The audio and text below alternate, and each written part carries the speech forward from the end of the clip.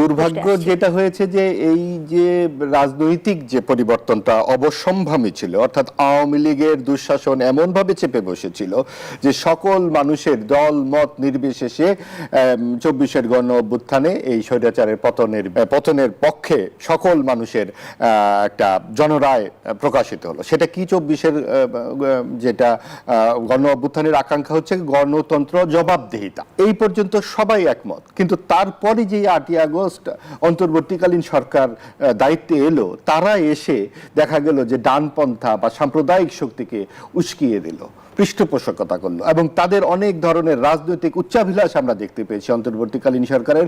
সেই উচ্চাভিলাষী যেই সমস্ত পদক্ষেপই যেন বহন করে চলেছে এই জামাত ইসলামী এবং এনসিপি, এবং এই অন্তর্বর্তীকালীন সরকারের বিভিন্ন অতৃপ্ত স্বপ্নের বাসনা আমরা তাদের মধ্যে দেখতে পাচ্ছি, যেটা নিয়ে প্রচুর কথা বলা হয়েছে। কিন্তু এটা ইতিমধ্যেই মীমাংসিত, যেহেতু সংসদ নির্বাচন হয়ে গেছে, বিএনপি 2/3 ভোটে নির্বাচিত হয়ে দেশের দায়িত্ব পেয়েছে।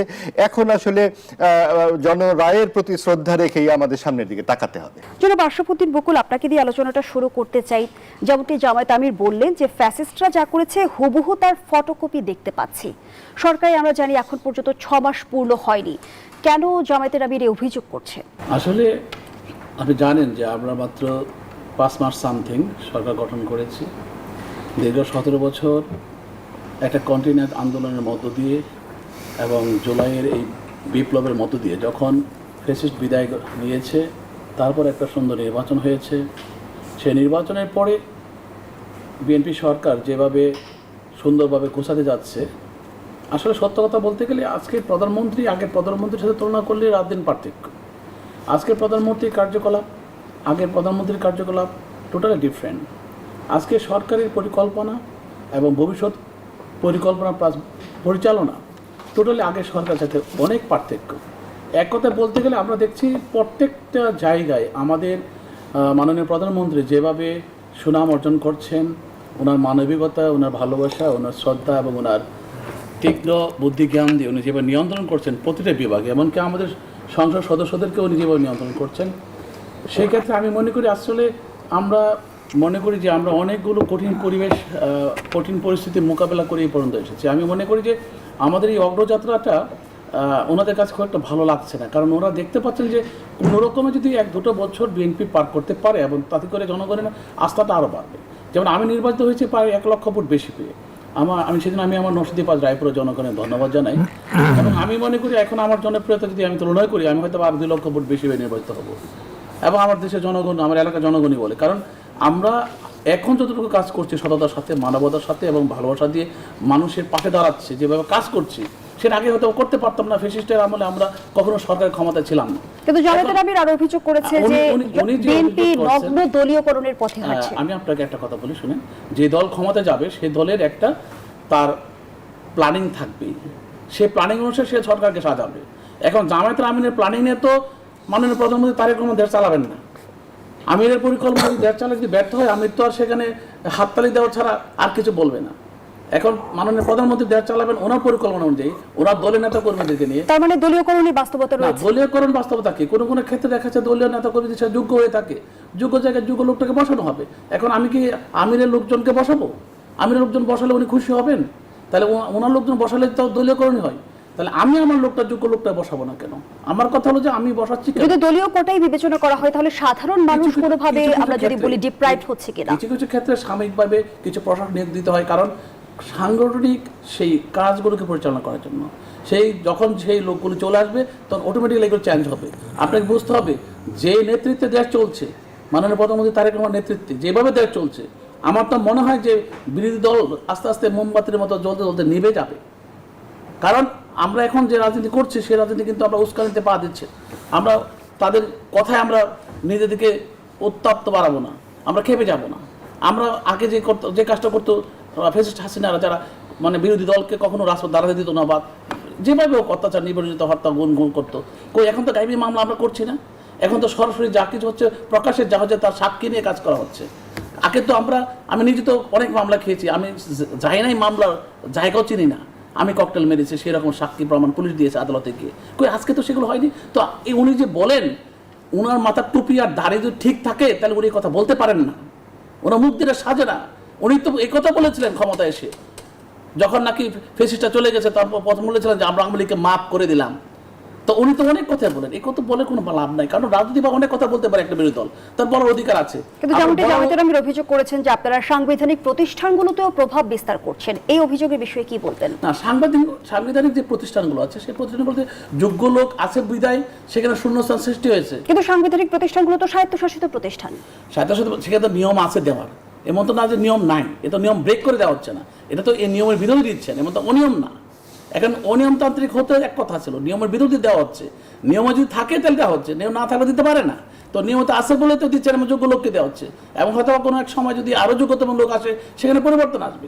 আমার কথাটা স্পষ্ট, যেখানে 17 বছর নির্যাতিত হয়ে হাজার হাজার মামলা খেয়ে কথা বলতে পারে না, লুকিয়ে ছিল, তখনকার ফেসিস্টের সাথে যদি আজকের একটা গণতান্ত্রিক সরকারকে 5 মাসের মাথায় যে কিনা ঋণ পরিশোধ করতে করতে তার মাথার কাম পায়ে ফেলতে হচ্ছে, যে কিনা ঘুমাতে পারছে না প্রতিদিন অতীতের সমস্ত ঋণ পরিশোধ করার জন্য, মানুষের ধারে ধারে মানুষকে চাহিদা পূরণ করার জন্য, যে কিনা প্রতিটা ক্ষেত্রে সরকার পরিষদে কাজ করছে, আপনি এসব কথা তো মানুষ খাবে না।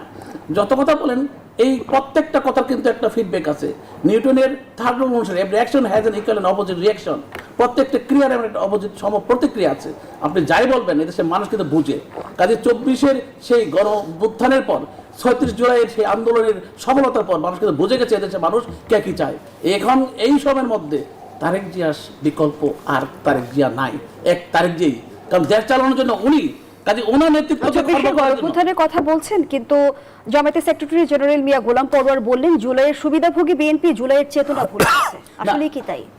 আমি আপনাকে বলি, জুলাইয়ের চেতনাভোগী যদি তারা হয়ে সুবিধাভোগী বলা হয়েছে, সুবিধাভোগী যদি আমরা হয়ে যেতাম, তাহলে জুলাইয়ের এই নেতাকর্মীদেরকে আমরা বিএনপি পরিবার উপদেষ্টা, উনি প্রধান পৃষ্ঠপোষক, সারা বাংলাদেশে জুলাইয়ের যেসব ক্ষতিগ্রস্ত মানুষ হয়েছে প্রত্যেকটা বাড়ি বাড়ি আমরা গিয়েছি। গত সপ্তাহে আমি গিয়েছিলাম সেই কেরানীগঞ্জে, কই ওনারা তো কোথাও কোনো কিছু করেননি। কয়টা লোক মারা গেছেন ওনাদের দল থেকে, আমার দল থেকে কতগুলো লোক মারা গেছে, ছাত্র দলে কতগুলো মারা গেছে, শ্রমিক দল, স্বেচ্ছাসেবক দল, যুব দল, ওই ওনাদের কয়টা লোক মারা গেছে। ওনারা তো নামে সুবিধাভোগী এবং কামে সে সুবিধার পিছনে দৌড়াচ্ছেন, কিন্তু আমাদের লোকেরা মামলা খেতে খেতে যেভাবে হয়রানি হয়েছে, ওনারা তো আওয়ামী লীগের লুঙ্গির তলে ছিলেন, কই মামলা তো খাননি। যারা কিনা আজকে জুলাইয়ের চেতনা নিয়ে এনসিপি করে ওই বৈষম্যবিরোধী ছাত্র আন্দোলনের সেনাদেরকে তারা পদদলিত করছে, তারা কখনো এটা করতে পারে না। তারা এনসিপি, তারা জুলাই যোদ্ধা নয়। জুলাই যুদ্ধ সর্বত্র আছে, একত্রিত ছিল, এখন আছে, আপনাকে ডাক্তার সাজিদুল হক রুবেল। আমরা দেখছি যে ইতিমধ্যে বিএনপিকে আওয়ামী লীগের সঙ্গে তুলনা করছে বিরোধী দল। যদি একটু জানতে চাই, এটি কি আসলে সার্বিক পর্যবেক্ষণ নাকি রাজনৈতিক কূপ? আসলে এটা আমাদের ইয়া ভাই বলেছেন যে যদি এটা একটু ক্লিয়ারলি বলা উচিত, তিনি হঠাৎ করে জামাতের আমির গণঅভ্যুত্থানের কয়েকদিনের মধ্যে একটা বক্তব্য দিলেন কয়েকদিন পরে, যে এই যে ফ্যাসিস্ট বলেন এটা বলা ঠিক না, আমার খুব খারাপ লাগে। হ্যাঁ, ওরা তো আমাদের আত্মীয়র মতো, আত্মীয় বলেছেন আর কি, হ্যাঁ আওয়ামী লীগকে আর কি, এবং বলে ফ্যাসিস্ট বলা ঠিক না।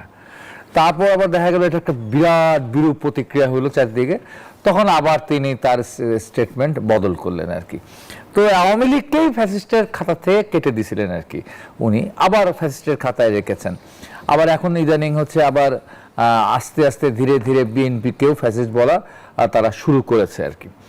এখন শুরু করুক বলুক, আমার কাছে একটা বিষয়কে আমি খুব ব্যক্তিগতভাবেই বলছি কথাটা, যে আসলে ফ্যাসিস্ট শব্দের সংজ্ঞাটা কি, ঠিক আছে, এটা আমাদের আমির সাহেব কতটা বোঝে এটা, এবং তার নেতাকর্মীরা যারা দেখি আলোচনা করেন, লেখালেখি করেন, টক শোতে অংশগ্রহণ করেন, আমার কাছে প্রায় আমি খুবই সন্দিহান হয়ে যাই।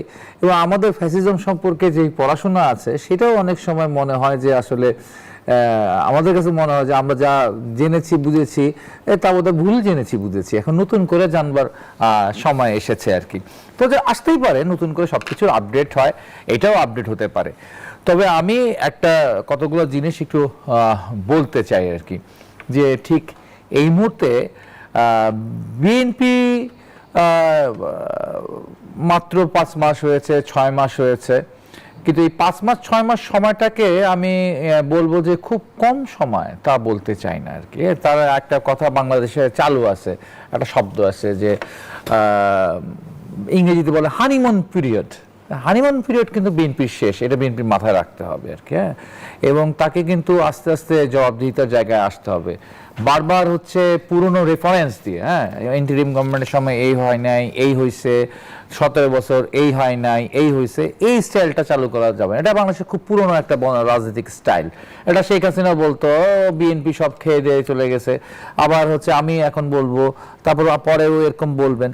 তো এরকম হচ্ছে অন্যের ঘাড়ে ব্লেম দেওয়া, ব্লেম দিয়ে কিন্তু বিএনপি পার পাবে না।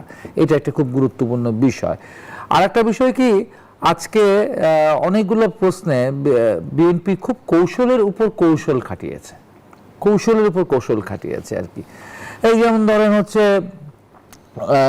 এই যে জুলাই সনদে স্বাক্ষর দেওয়া, তারপর হচ্ছে গিয়ে হ্যাঁ ভোট, গণভোটে হ্যাঁ ভোট বলা, ইত্যাদি ইত্যাদি প্রশ্নে দেখা গেছে যে সে নীতিগতভাবে একটা জায়গায় আছে, কিন্তু আবার দেখা গেল এটা মানে কোনো অদৃশ্য শক্তির সাথে হয়তো তার বোঝাপড়া করতে হচ্ছে, যেটি জনগণের কাছে স্পষ্ট নয়। এবং সে অদৃশ্য শক্তি বোঝাপড়া করতে গিয়ে তাকে অনেক কিছু করতে হচ্ছে। যেমন ধরেন ছোট্ট একটা কথা বলি, যে আমাদের এই যে যখন হচ্ছে আজকে প্রধানমন্ত্রী বিদেশে ছিলেন, দেশে ছিলেন না, আর যখন মাঝে মাঝে তাদের মহাসচিব অসুস্থ ছিলেন, তখন আমার কাছে মনে হতো ডিফ্যাক্টো লিডার হিসেবে সালাউদ্দিন ভাই ভূমিকা রাখতেন।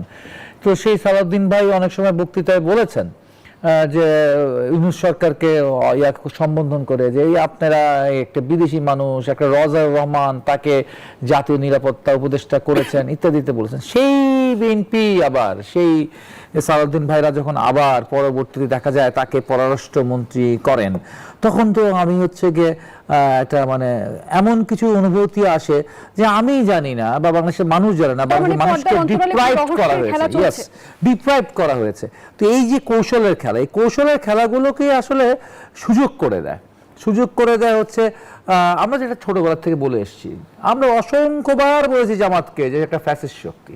মাথায় রাখতে হবে, ফ্যাসিস্ট শক্তি কিন্তু ক্ষমতায় গেলে হয় তা না, সে বিরোধী দলে থেকেও কিন্তু ফ্যাসিস্ট শক্তি থাকতে পারে, বা সে বিরোধী দলেও না, সে কিন্তু ফ্যাসিস্ট শক্তি আর কি। ঠিক আছে, ফ্যাসিস্ট শক্তি হইতে হলে ক্ষমতায় যাইতে হবে, খুন করতে হবে, গুম করতে হবে, ভোট চুরি করতে হবে, এমন কোনো কথা নাই কিন্তু। জামাতের জন্মের পর থেকে শুরু করে ৭১-এর ভূমিকা থেকে শুরু করে আজ পর্যন্ত, এবং ওনারা তো মাঝে মাঝে বলে ৭১ পর্যন্ত ক্ষমা চাওয়া, কিসের ৭১ পর্যন্ত ক্ষমা চাওয়া? আমার তো এমন কোনো বিশ্ববিদ্যালয় নাই যে বিশ্ববিদ্যালয়ের ছাত্ররা জামাত শিবিরের দ্বারা হচ্ছেন মারা যায় নাই। ছাত্র দলের কত কর্মী, ঠিক আছে, এই শিবিরের দ্বারা নিহত হয়েছে। আমাদের ছাত্র ইউনিয়নের কর্মীরা, নেতারা হচ্ছে নিহত হয়েছে। আরো অনেক ছাত্র সংগঠন রয়েছে যাদের নেতা কর্মীরা নিহত হয়েছে এই জামাত শিবিরের দ্বারা। কিন্তু জামাতকে আসলে ৭১-এর ভূমিকার জন্য অনুতপ্ত, বারবার বলেছে যে আসলে সেই যুদ্ধটা ভারতীয় আধিপত্যবাদের বিরুদ্ধে হয়েছিল। মূল কথা হচ্ছে জামাতের রাজনীতিটাই হচ্ছে এন্টি বাংলাদেশ, বাংলাদেশের জন্মের বিরুদ্ধে। এটা আমাদের দুর্ভাগ্য, এটা আমাদের দুর্ভাগ্য যে হচ্ছে এখন হচ্ছে জামাতকে সাথে নিয়ে আমাদের হচ্ছে রাজনীতি করতে হচ্ছে। এটা খুব লজ্জার ব্যাপার। হয়তো অনেক টকশোতে আমরা জামাতকে সাথে নিয়ে আমাদের টকশো করতে হচ্ছে, দুর্ভাগ্য। পৃথিবীতে এমন দেশ খুব খুঁজে পাওয়া হয়তো ভার, যেই দেশ দেশের স্বাধীনতার বিরুদ্ধে ছিল, যেই দেশ তাদের হানাদারদের, যেই দেশে তাদের হানাদারদের সাথে কোলাবোরেশন করেছে যে রাজনৈতিক দল, সেই রাজনৈতিক দল হচ্ছে গিয়ে এখন রাজনীতি করার সুযোগ পাচ্ছে।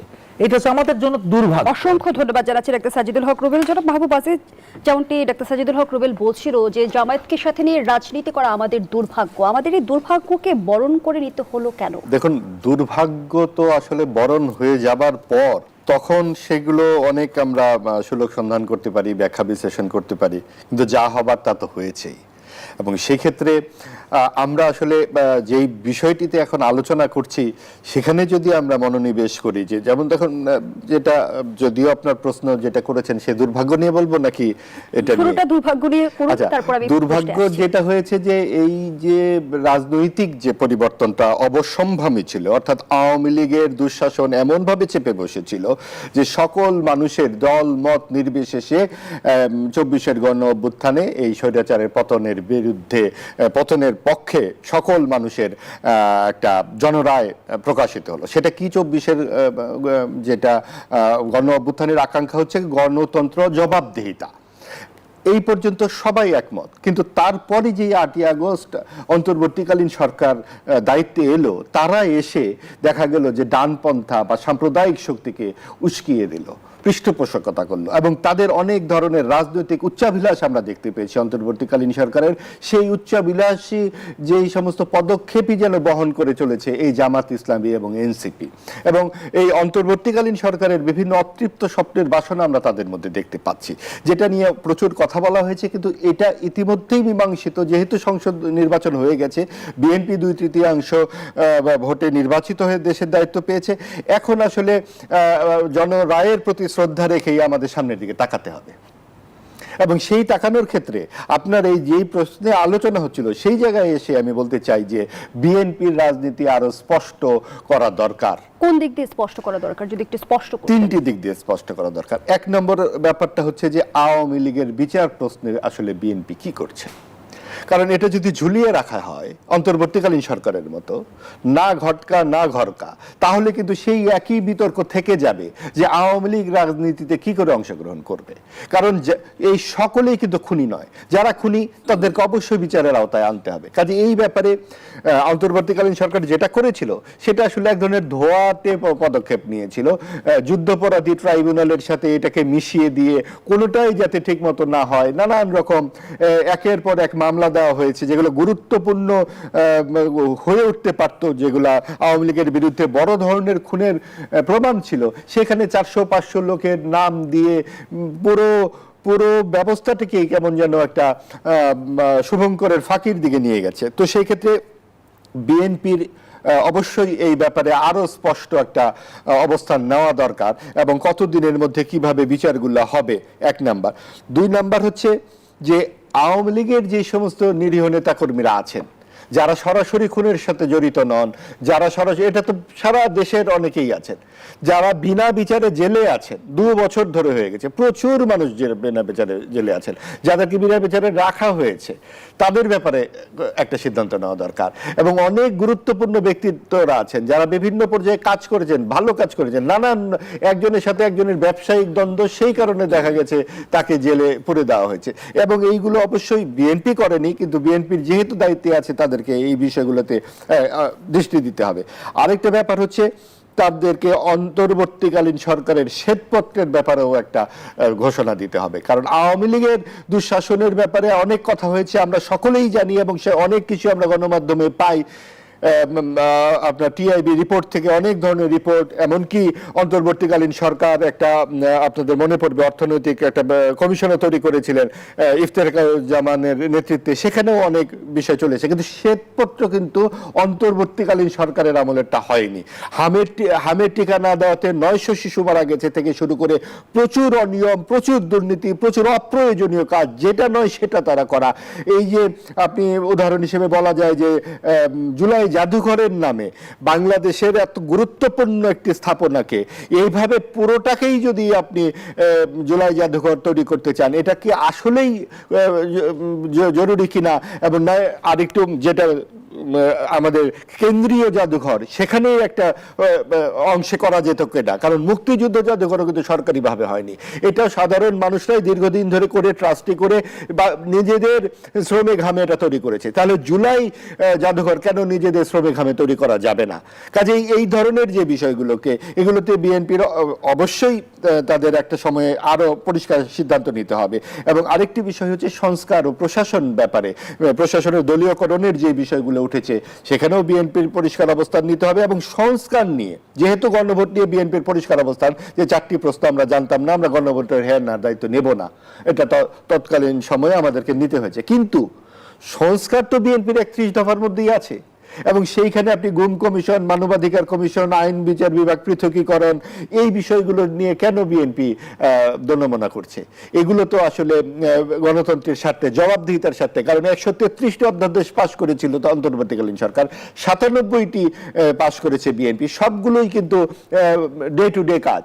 কিন্তু যেগুলো সরকারকে জবাবদিহিতার আওতায় ফেলে, গণতন্ত্রকে নিশ্চিত করে, সেগুলোতে বিএনপি পাশ করেনি। কাজে এইগুলোর ব্যাপারে তাদের সুস্পষ্ট অবস্থান রাখতে হবে। জামায়াতের আমির যে বিষয়টি সুনির্দিষ্টভাবে বলেছে, বিএনপি সরকারের মধ্যে ফ্যাসিস্ট সরকারের হুবহু ফটোকপি দেখা যাচ্ছে। ফ্যাসিস্ট কি এখন বাংলাদেশের রাজনৈতিক অভিধানে এক ধরনের, আমরা যদি বলি, কৌশলগত অস্ত্রে পরিণত হয়েছে? এটা আসলে আপনি একদম যথার্থ বলেছেন। শুধু কৌশলী না, এটা অপ্রয়োজনীয়ভাবে যখন তখন ব্যবহার করা হচ্ছে। অর্থাৎ আপনি মাত্র 6 মাসও পূর্ণ করেনি বর্তমান সরকার, বিভিন্ন চড়াই উতরাইয়ের পর যে সরকার জনগণ পেয়েছে, তাকে ফ্যাসিস্ট বলার কি যুক্তি থাকতে পারে?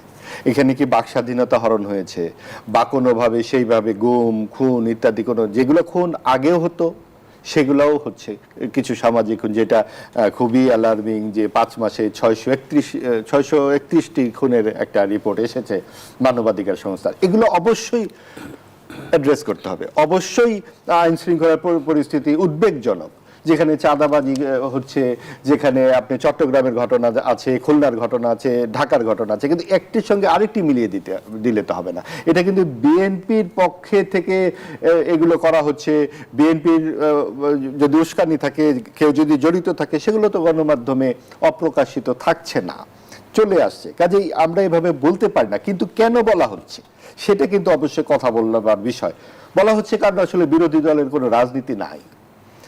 এটা এখন বর্তমানে সাধারণত সরকারের সমালোচনায় করা হয়, কিন্তু আমরা সরকারের সমালোচনা অবশ্যই করছি।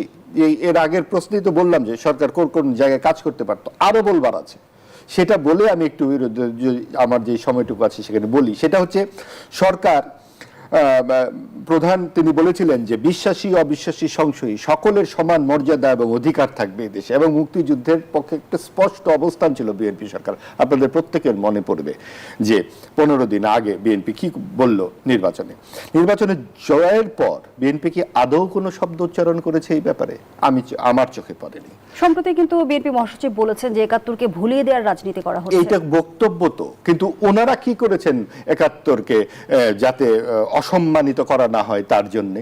এবং সরকারের পক্ষ থেকে কি কখনো বলা হয়েছে যে আমাদের যা অলরেডি সলভড ইস্যু সেগুলো নিয়ে অপ্রয়োজনীয় বিতর্ক অথবা যদি কুৎসা নোংরামি করা হয় কি করা হবে?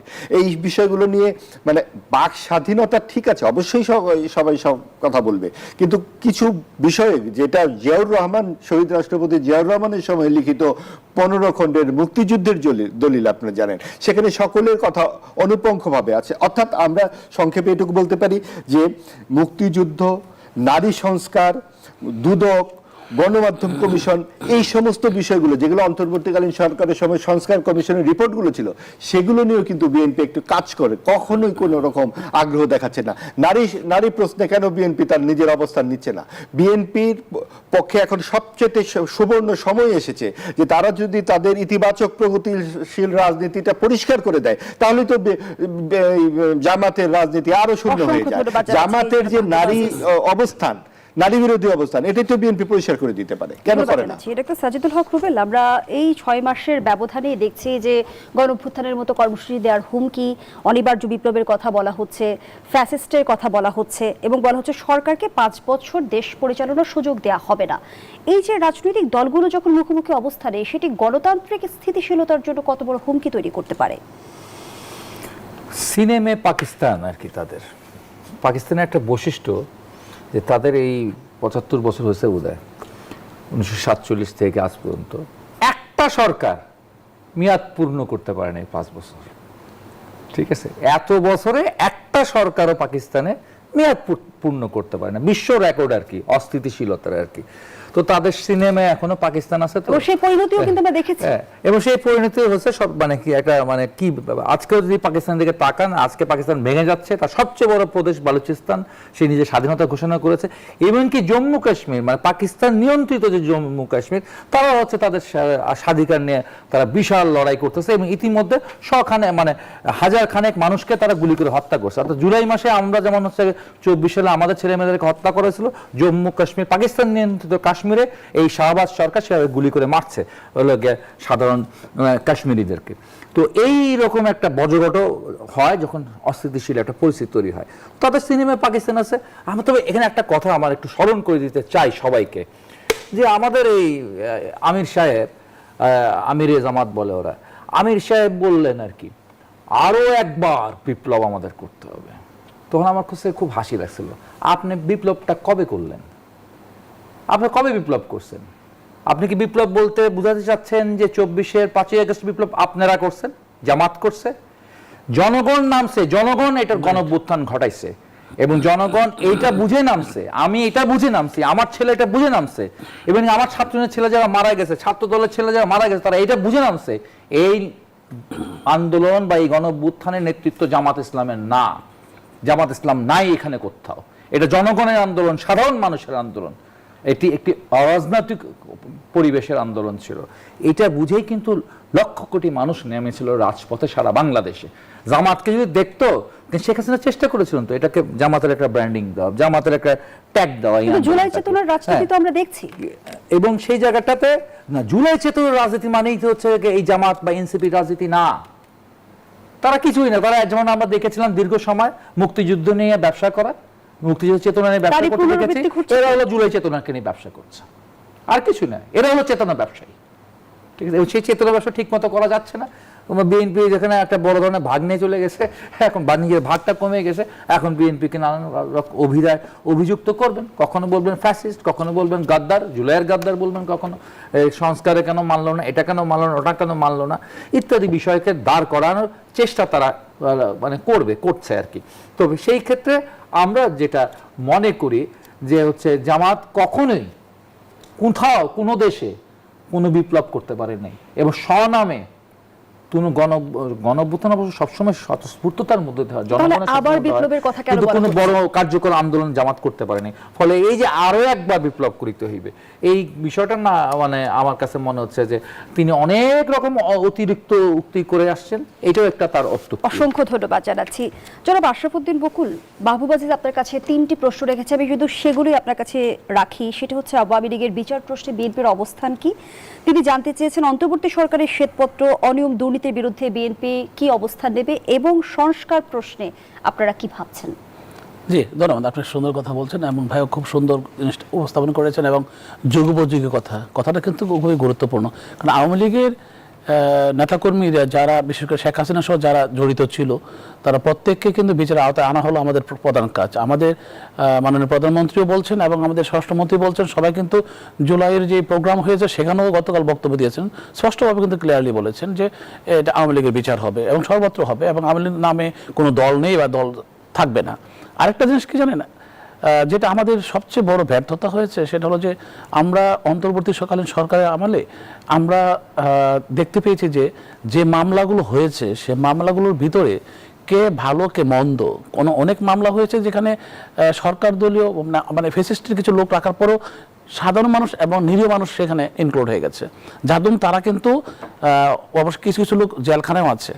এবং আমি প্রত্যক্ষভাবে বলি যে আমার বিএনপি নেতাকর্মীও কিছু যোগ হয়ে গেছে সেখানে। কেন? ওই যে শত্রুতা বশত কিছু নাম ঢুকিয়ে দেওয়া হয়েছে, অথচ যারা শুটার ছিল, যারা অস্ত্র নিয়ে সরাসরি আওয়ামী লীগের যুবলীগের লোকেরা রাস্তায় ছিল, যারা কিন্তু মিছিল করেছে আমাদের বিরুদ্ধে, তারা কিন্তু এখনো ধরাছোঁয়ার বাইরে রয়ে গেছে। কিন্তু এই মামলাগুলি কি করা উচিত ছিল না? এদেরকে নামকে ইনক্লুড করা উচিত ছিল না? আপনি দেখেন জুলাই যোদ্ধা এদের যে লিস্ট আছে আর প্রায় 887 বা 787 বলা হয়, এবং আমাদের জাতিসংঘের রিপোর্টে আছে প্রায় 1400। কেন ডিফারেন্স থাকবে? কেন আমরা সেটাকে করতে পারলাম না? কারণ যখন মানুষগুলো হত্যা হতো এদেরকে কিন্তু নাম পরিচয় রাখা হয়, নাম পরিচয় দিয়ে কিন্তু তাদেরকে জানাতে দেওয়া হতো না। পুলিশ নিয়ে কোনো সময় জানাতে দিত, কেন? তা প্রকাশ করা হতো না। হাসপাতালে চিকিৎসা করলেও কিন্তু হাসপাতাল করতে বলতো না যে এটা ওই জুলাই যুদ্ধ থেকে এসেছে বা রাজপথ থেকে এসেছে, কারণ পুলিশ এসে ঘুরে ঘুরে হাসপাতাল দেখতো এর কোনো ওই রাজপথে কোনো গুলি খেয়ে আসছে কিনা। মানে তাদের যে কবরস্থ হয়েছে, তাদের কিন্তু দাফন হয়েছে, তাদের কিন্তু কোনো ঠিকানা নাই। এই জন্য কিন্তু সংখ্যাটা অনেক পার্থক্য রয়ে গেছে। তা আমরা কি পারতাম না অন্তর্বর্তী সরকার বলে সেটা শেষ করতে? আমরা এখনো প্রচুর ছেলে আছে যারা গুলি খেয়েছে, তাদের ছবি আছে, ভিডিও আছে, তারা এখন এগুলো সাবমিট করছে। কেন? বিএনপি সরকার আমলে এখন কিন্তু আমরা এগুলো সংগ্রহ করছি, আমরা অন্তর্বর্তী সরকার করতে পারিনি। আমি কেন এনসিপি যারা জুলাই যোদ্ধা বলে তাদেরকে বলি যে তোমাদের আমি স্টেপ বাই স্টেপ আসছি, কেন তারা জুলাই যুদ্ধ হওয়ার পরে জুলাই যুদ্ধদের দিকে দেখলো না?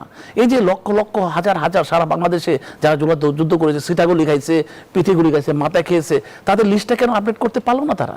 আমরা যেভাবে যতটুকু পেরেছি বিরোধী দল থেকে বা বাইরে থেকে, আমরা বাইরে থেকে আমরা বিএনপি পরিবার এবং বিএনপিরা যেভাবে যেভাবে এলাকা এলাকায় গিয়ে গিয়ে মানুষের পাশে দাঁড়িয়েছি, পরিবারগুলো পাশে দাঁড়িয়েছে, আমরা করে গেছি। এখন আমরা আরো বড় পরিসর করবো। জুলাই যোদ্ধাদের পাশে দাঁড়ানো নিশ্চয়ই দায়িত্ব রাষ্ট্রের, সরকারের। এখন কথা হলো যে সংস্কার যে নিয়ে কথাটা আছে, আপনার এই টকশোতে বলেছিলাম যে সংস্কার করতে করতে 6 মাসে ফেরা উঠে গেছে। সংস্কারের জায়গায় থেকে যাবে। সংস্কার তো বিএনপি শুরু করেছে, বিএনপি জন্মলগ্ন থেকে ক্ষমতা আসার পর থেকে সংস্কার শুরু করেছে, একটা সংস্কার করে করে কিন্তু এগিয়ে গেছে। আজকে যে সংস্কারগুলো আছে সেই সংস্কার জন্য তো আমরা সরকারকে পিছিয়ে রাখতে পারি না। আপনি দেখেন 1.5 বছরে সংস্কার করতে করতে যে জায়গায় নিয়ে নেওয়া হয়েছে, যদি 3 মাসে ইলেকশনটা হয়ে যেত একই কাহিনী হতো, কিন্তু দেশটা আগে থেকে একটা সুন্দর একটা পরিকল্পনা রানিং হতে পারতো। কিন্তু 1.5 বছরে অর্থনৈতিকভাবে যে জায়গায় নেমে গেছে, আজকে দেখেন তো ব্যাংকের ঋণ কোন জায়গায় পড়ছে, খেলাপি ঋণ 5,88,000 কোটি টাকা পড়ছে। এটা কত টাকা ছিল? শেখ হাসিনা যাওয়ার আগে 1 বছর অর্থনৈতিক অবস্থা ডাউন হয়েছে, সেখানে ডাউন হওয়া শুরু হয়েছে, হয়তো শেষ পর্যায়ে চলে আসছে। আমাদের অর্থনীতিতে আমরা বাজেট এবার কি দিয়েছি যে কোনো রকমে অর্থনীতিকে ধরে রাখো, স্থিতিতে রাখা, আগামীতে একটু ওঠানো, তারপর একটু ওঠানো, এভাবে এগিয়ে যাওয়া। কারণ ক্রমাগত ডাউন হওয়ার যেটা হচ্ছে এটাকে আটকাতে হবে, কিন্তু ওই সরকার আমরা এটা করতে পারলাম না। রাজনৈতিক সংকট, অর্থনৈতিক সংকটের পাশাপাশি যেমনটি ডাক্তার সাজিদুল হক রুবেল সুনির্দিষ্টভাবে বলছিল যে পর্দার অন্তরালে বিএনপিকে অদৃশ্য শক্তির মোকাবেলা করতে হচ্ছে। সেই অদৃশ্য শক্তি আসলে কারা? না, আসলে আপনাদের কাছে আমার প্রশ্ন, অভ্যন্তরীণ শক্তি কোথায়? আমি তো দেখছি না কোনো অভ্যন্তরীণ শক্তি। আমাদের অভ্যন্তরে আমরা যারা আছি, দেশের অভ্যন্তরে যেটা, এখানে আমি কোনো অভ্যন্তরীণ শক্তি দেখি না। তবে হ্যাঁ, আমরা বারবার শুনেছি। তবে হ্যাঁ, একজন প্রেসিডেন্ট বা দেশ পরিচালনা করতে গেলে আমাকে অবশ্যই দেখতে হবে তার সমর্থন, তার যোগ্যতা, তার প্রতি দেশ বিদেশে কোথায় কিরকম সমর্থন আছে, তার সে কিভাবে ম্যাচিং করতে পারবে আন্তর্জাতিকভাবে, তার কার প্রতি কার কতটুকু সমর্থন আছে, এবং দল বিবেচনা করে দেখবে যে কাকে দিলে আমি অল সাইড ম্যানেজ করতে পারবো। মানে আপনাকে বুঝতে হবে অল সাইড বলতে আমি কি বলছি। সেখানে পার্শ্ববর্তী দেশও ম্যানেজ করতে হবে, দূর দেশও ম্যানেজ করতে হবে, সব জায়গায় ম্যানেজ করার মতো ক্যাপাবিলিটি যার আছে সেরকম একজনকেই সিলেকশনে আনতে হবে। সেটা ইন্টারনালি হোক, ইন্টারন্যাশনালি হোক, আবার যৌথ প্রযোজনায় হোক, হ্যাঁ, এরকম একজনকে আনতে হবে। আর সরকার তো অবশ্যই সেই ক্ষেত্রে এগুলো প্রযোজনা করে এগিয়ে যাচ্ছে, এবং এই পর্যন্ত যে মন্ত্রিপরিষদ গঠন করেছে, প্লাস দেশ পরিচালনা করছে, এবং বিদেশে সে ভ্রমণ করে এসেছেন, উনি বিজনেস ট্যুর দিয়েছেন। সেক্ষেত্রে আমি মনে করি সরকার এগুলো দেশ বিদেশের সমস্ত পরিকল্পনা নিয়েই উনি এগিয়ে যাচ্ছেন, এবং ওনাকে অনেক দিক ম্যানেজ করে যেতে হয়। আমি মনে করি না বহির্বিশ্বে কোনো চাপ আছে দেশ পরিচালনার ক্ষেত্রে, বা অভ্যন্তরীণভাবে কোনো প্রেশার আছে, বা অন্য কোনো দেশে কোনো চাপ আছে। কারণ একটা গণতান্ত্রিক সরকার জনগণের ভোটে নির্বাচিত হয়েছে, তার একটা স্বাধীনতা আছে, সে তার স্বাধীনতা নিয়ে এগিয়ে যাচ্ছে। আমি এখানে আরেকটা জিনিস যোগ করি, আমাদের ভাই বলেছেন যে ফেসিস্ট বলে যে আমাদের ডক্টর শফিক সাহেব বলেন, ওনার কথা আমি সবসময় ধরি না। একটা জিনিস মনে রাখবেন, চোর ডাকাত ডেফিনেশন ডিফারেন্ট, কিন্তু আমি যদি ভালো মানুষকে চোর বলি, খারাপ মানুষকে চোর বলি, তাহলে কিন্তু তখন মানুষ একটা বিভ্রান্তির মধ্যে পড়বে। আমি ফেসিস্ট বলতে বলতে 17 বছর যে ফেনা তুললাম মুখে, আর ফেসিস্টকে বিদায় করলাম, আর গত কয়েক মাসে সরকার গঠন হলো গণতন্ত্রের মাধ্যমে, জনগণের ভোটের মাধ্যমে। আমি যে ফেসিস্ট করতে করতে আলটিমেটলি মানুষ কিন্তু বলবে যে ফেসিস্টের ডেফিনেশন কি, কিন্তু ডেফিনেশন হয়তো ডেফিনেশন অফ ফেসিস্ট, তাই না? তো আরেকটা জিনিস হলো যে বাক স্বাধীনতা। বাক স্বাধীনতা আছে বলে কি আমি যাকে তাকে গালি দিতে পারবো? বাক স্বাধীনতা আছে বলে কি যাকে তাকে আমি যাইছে বলতে পারবো? তাহলে আমি যে কথা ওনারা বলছেন, এই কথা যদি আমি এখন বলি, তাহলে কিন্তু দেখা যাবে যে আমার মতো লোকের মুখ দিয়ে সব কথা সাজে না, যে কথা তারা বলছে বা বলতে পারে। আমি একই প্রসঙ্গে আমি যদি এনসিপির প্রসঙ্গ টেনে বলি, তারা অভিযোগ করছে যে দলীয় মব দিয়ে বিরোধী দল দমনের এক ধরনের চেষ্টা করছেন আপনারা। আমরা বিএনপি কখনো না, তবে every action has an equal and opposite reaction. এটা from the mind set up, people's mind কি বলি। আপনি যখন কাউকে গালি দিবেন, 1 বার 2 বার 3 বার গালি দিবেন, তখন কিন্তু একটা রিঅ্যাকশন আসবে, কারণ এটা বাইবেও। আমরা গুলি যখন পিস্তল থেকে বেরিয়ে যায়, ফিরানো যায় না, কথা বেরোলে ফিরানো যায় না। এখন নবী করিম সাল্লাল্লাহু আলাইহি ওয়াসাল্লাম বলছেন যে এই ঠোঁটের চিপার হেফাজত যে করতে পারবে সে পরকালে বেঁচে যেতে পারবে। কিন্তু ওরা তো এটা করে না। যদি উৎসাহিত করা হয়, সেটি পরবর্তীতে যে আপনাদের জন্য বুমেরাং হবে না তার নিশ্চয়তা না, সেটা হবে না। এই কারণে, কারণ আমি যে দলের আছি, যে দল ক্ষমতা আছে, তারা কিন্তু জনগণের ম্যান্ডেট নিয়ে এসেছে, এবং আগামীতে ম্যান্ডেট নিয়ে আসার চিন্তা করে। তারা কিন্তু এই কথা বলে না যে 41 সাল থাকবো আমরা। তারা বলছে যে এই সময়টুকু আমাকে যে 5 বছরের ম্যান্ডেট দিয়েছে, আমাকে কাজ করার সুযোগ দিন। হাসিনা তো বলতো বারবার, বিএনপি যখন ক্ষমতা এসেছিল 2001-এ, যে একদিনও শান্তিতে ঘুমাতে দেবো না। 153 জন হরতাল দিয়েছিল। আর এই ফেসিস্টের মতো এখন তো এনসিপি একই কথা বলছে, জামাত ইসলাম একই কথা বলছে। তার মানে কি, হাসিনার পথ তারা ধরছে, ফেসিস্টের পথ তারাই অনুসরণ করছে, এবং এটা উল্টো হাসিনার মতোই নিজে যেটা করে অন্যের গায়ে চাপিয়ে দেয়। ঠিক সেই যে সেম জিনিসটাই এই এনসিপি ফেসিস্টের মতো আচরণ করে আমাদের গাড়ি চাপিয়ে দেওয়ার চেষ্টা করছে, কিন্তু জনগণ। অসংখ্য ধন্যবাদ জানাচ্ছি আপনাকে ডাক্তার সাজিদুল হক রুবেল। আমরা যেমনটি দেখতে পেলাম, দুবাইয়ের কারাগার থেকে জামিনে মুক্তি পেয়েছেন বেলুজের, এবং পারিবারিক সূত্রে তথ্য মতে ইউরোপের একটি দেশে যাওয়ার চেষ্টা করছেন তিনি। এ যাত্রায় বেনজির পার পেয়ে গেল কি? বেনজির তো পার পেলই দেখলাম, ঠিক আছে, কিন্তু আমাদের কাছে মজার ব্যাপার হচ্ছে সংসদে দাঁড়িয়ে যে বিবৃতিটা দিয়েছিলেন, হ্যাঁ, সেই বিবৃতিটা তো ভুয়া হয়ে গেল। কেন হলো এটা আমি জানতে চাই আর কি, ঠিক আছে, এটা খুব গুরুত্বপূর্ণ বিষয় আর কি। তো এর মানে আমরা বেনজিরের গ্রেপ্তার নিয়েও যে বয়ানটা শুনছিলাম বাংলাদেশে বসে আর কি, আবার আমরা বাইরের বিভিন্ন সংবাদ সংস্থা থেকে যে খবরগুলো পাচ্ছিলাম, দুটো কিন্তু মিলতেছিল না। এটা আমারটা দেখানো হচ্ছিল যে এটা বাংলাদেশের একটা ক্রেডিবিলিটি, বাংলাদেশ পুলিশের একটা ক্রেডিবিলিটি, কিন্তু পরে দেখছি যে এটা বাংলাদেশ পুলিশের কোনো ক্রেডিবিলিটির ব্যাপার ছিল না, এখানে ইন্টারপোলেরও তেমন কোনো ব্যাপার ছিল না। তো তারপরে এই যে অতিরিক্ত কথা, তো আসলে শুধু আমির বলে না, অতিরিক্ত কথা আমরা অনেকেই বলি, বললে পরে কিন্তু একটু এইরকম বিব্রতকর অবস্থায় পড়তে হয় আর কি। তবে আমি একটা দুটো কথা একটু বকুল ভাইকে একটু বলবো। বকুল ভাই প্রথম পর্বে একটা কথা বলেছেন যে যে এখন তো বিএনপিকে ফ্যাসিস্ট বলার কোনো প্রয়োজন নাই, কারণ অনেকগুলো বলতে গিয়ে একটা কথা বলছেন যে গায়েবী মামলা এখন আর হচ্ছে না। আরেকটা কথা বলছিলেন, আচ্ছা, যে তার দ্বিতীয় পর্বের আলোচনা যে আওয়ামী লীগ নামে কোনো দল নেই, আওয়ামী লীগ নামে কোনো দল থাকবে না। এই যে দুটো কথা যখন বলবেন আর কি, এই দুটো কথার মধ্যে আমি একটা লিঙ্ক করি। গায়েবী মামলা এখন কিন্তু হচ্ছে, ইউনূস সাহেবের সময় থেকে গায়েবী মামলা চলতেছিল, আর প্রকট আকারে চলতেছিল। একটা মার্ডারের জন্য 400 জন 500 জনও হচ্ছে গিয়ে আসামি হচ্ছিল। এই আসামিরা কিন্তু অনেকেই হলো বাস্তবে দেশেও ছিল না, ঠিক আছে, এবং দেখা যাচ্ছে যে একটা ইউনিভার্সিটির ভিসি তিনি একটা মোড়ে দাঁড়ায় একটা মানুষকে হত্যা করছেন, এরকম ভাবেও তার বিরুদ্ধে কিন্তু মামলা দাঁড়িয়েছে। একজন সাংস্কৃতিক কর্মী, একজন হচ্ছে নারী সাংবাদিক, এরা সবাই হচ্ছে বিভিন্ন খুনের মামলার আসামি করা হয়েছে। এই মামলাগুলো নিশ্চয়ই হচ্ছে বাস্তব মামলা নয়। এটা হচ্ছে এক সময় সে সময়কার আইন উপদেষ্টা বলেছে যে এই ধরনের মামলাগুলো করে পুরো বিষয়টাকে লঘুকরণ করে ফেলা হচ্ছে, ফলে গায়েবী মামলা হচ্ছে না, এই বিষয়টা ঠিক না। গায়েবী মামলা এখনো হচ্ছে, স্টিল হচ্ছে। হ্যাঁ, আমি এখনো অনেক কারণে খবর পাচ্ছি যে এখনো নতুন নতুন হচ্ছে মামলা হচ্ছে, নতুন মামলা দেওয়া হচ্ছে। যাদেরকে বিগত 18 মাসে মামলা দেওয়া হয় নাই, এমন অনেক মানুষকে কিন্তু এখন মামলা দেওয়া হচ্ছে। বিশেষ করে শেখ হাসিনা ওখানে বসে একটা করে বক্তব্য দেয়, একটা করে ভয় দেখায়, আর এদিকে হচ্ছে আমরা ভয় পাই গিয়া মামলা হামলা করা শুরু করে দিই আর কি। এই জায়গাটা থেকে ফিরে আসতে হবে আর কি। যদি না ফিরে আসেন তাহলে বিপদ হবে। আর ওই রকম মানসিকতা ধারণ করে এখন ধরেন বাংলাদেশের 16 কোটি মানুষের মধ্যে বা 18 কোটি মানুষের মধ্যে 3 কোটি মানুষও তো আওয়ামী লীগের। 3 কোটি মানুষ তো আওয়ামী লীগ করে এবং সততার সাথে করে, যেমন সে মনে করে যে কোনো পরিস্থিতি, যে কোনো মায়ের খেলো আমি আওয়ামী লীগ করবো। সেই মানুষগুলোকে আপনি মুছে ফেলবেন? সেই মানুষ যদি মুছে ফেলার চেষ্টা করেন তো তাহলে আপনাকে এখনো ক্লিনজিং করতে হবে। আর যখন এটা মুছে ফেলার চেষ্টা করবেন তখন কিন্তু আপনি প্রকৃতিতে একজন অসংখ্য ধন্যবাদ জানাচ্ছি জনাব মাহবুব আজিজ। দেশের সার্বিক আইন শৃঙ্খলা পরিস্থিতি সম্পর্কে স্বরাষ্ট্রমন্ত্রী বললেন, গত 5-6 মাসের পরিসংখ্যান বিশ্লেষণে দেখা গেছে তুলনামূলকভাবে অপরাধ ও নাশকতার ঘটনা কমেছে, কিন্তু পরিসংখ্যান বলছে ভিন্ন চিত্র, এবং আমরা দেখছি যে মব সহিংসতার ঘটনা অব্যাহত রয়েছে। নতুন করে আমরা দেখছি যে মব তৈরি করে বিরোধী দল দমনের এক ধরনের অভিযোগ উঠেছে। সার্বিক বিষয়গুলো নিয়ে কি বলবেন? দেখুন, মবের যেই ব্যাপারটি, এটা তো অন্তর্বর্তীকালীন সরকারের একেবারে প্রধান চিহ্ন হয়ে দাঁড়িয়ে আছে এখনো, এবং সেটাই হঠাৎ করে সমাজ থেকে একেবারে অনুপস্থিত হয়ে যাবে এটা বলা যাবে না, এবং এর দায় নিশ্চয়ই আমরা বিএনপিকে দেব না। কারণ এটা প্রথম থেকে আমরা শুনে এসেছি সংসদে এবং সংসদের বাইরে তাদের প্রধান নেতারা কিন্তু বলেছেন যে মব সন্ত্রাসকে প্রশ্রয় আমরা দেব না। কিন্তু যখন এই সমস্ত ঘটনাগুলো ঘটছে তখন আমাদেরকে বুঝতে হবে যে সমাজে রাজনৈতিক যে একটা সংস্কৃতি আছে সেটাকে যদি জোরপূর্বক স্থানান্তরিত করবার চেষ্টা করা হয় সেটা কিন্তু নানান রকম অস্থিরতা তৈরি করবে। যেটা ভাই বললেন যে আপনি 3 কোটি মানুষকে সমাজ থেকে বের করে দিবেন, এবং বিএনপি যে ভাষায় বলছেন যে আওয়ামী লীগ নামের কোনো দল থাকবে না, তাদের তো খুব সুবিধা হয় তাহলে যে প্রতিদ্বন্দ্বীহীন যদি আমরা মাঠে খেলতে পারি তাহলে একটাই গোল পোস্ট থাকবে, আমরা একাই গোল দিব। জামাত আর এনসিপি কি, তাদের রাজনীতি কোথায়? তা কিন্তু যে বাংলাদেশের মুক্তিযুদ্ধের যে প্রধান নেতৃত্ব দানকারী রাজনৈতিক দল, তার ট্র্যাক রেকর্ড ভাঙবেটা আপনি কি করে?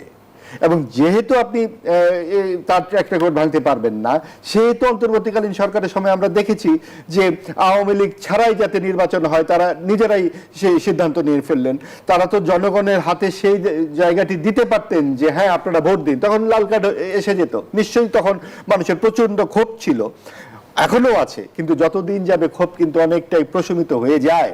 কাজেই সেই ক্ষোভ প্রশমের আগেই বিএনপির উচিত বিচার কার্যটা করে অসংখ্য ফেলা। ধন্যবাদ জানাচ্ছি জনাব একটি মাহমুদ লাইন আজিজ। শেষ করি। জি, জি। অন্তর্ভুক্তিমূলক সমাজের আকাঙ্ক্ষা মানে সকলকে নিয়ে এক সমাজে থাকবার চেষ্টা। আমার ভিন্ন মত যার সাথে আছে তাকেও আমার সমাজে সমান অসংখ্য মর্যাদা ধন্যবাদ রাখতে হবে। জানাচ্ছি। আশরাফুদ্দিন বকুল, এক লাইনে যদি একটি উত্তর নিতে চাই, দুবাইয়ে বেনজিরের জামিন বাতিলের জন্য সরকার ল ফার্ম নিয়োগ করেছে জানালেন স্বরাষ্ট্রমন্ত্রী, কিন্তু আমরা তো কিছুদিন আগে শুনেছিলাম যে কোনো সময় বেনজিরের প্রত্যর্পণ হতে পারে, সেই জায়গা থেকে সেটি অনিশ্চিত হয়ে গেল কিনা?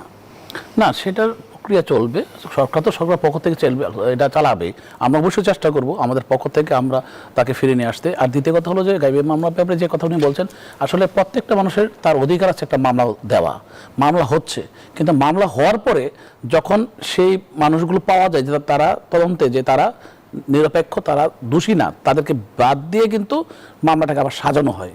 এবং আমার জানা মতো আমি নিজেও গত সপ্তাহে একটা মামলাকে আমি বাতিল করে আসছি। আমি এই যে ছিল বাদী তাকে দিয়ে যে এই মামলাটা ভুয়া, এটাকে বাদ করে তার মানে যাচাই